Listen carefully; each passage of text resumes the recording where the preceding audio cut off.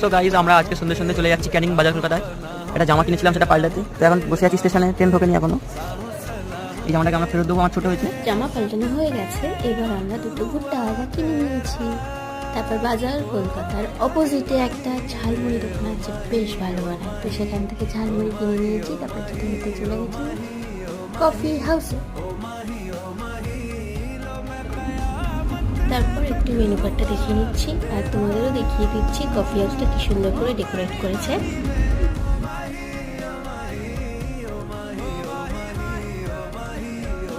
তারপর আমরা অর্ডার দিয়ে দিয়েছি 2 প্লেট চিকেন মোমো, তারপর অর্ডার দিয়েছি একটা চিকেন বার্গার। ব্যাস আমরা খাওয়া শেষ, এবার আমরা চলে এসেছি বাড়ি যাওয়ার জন্য।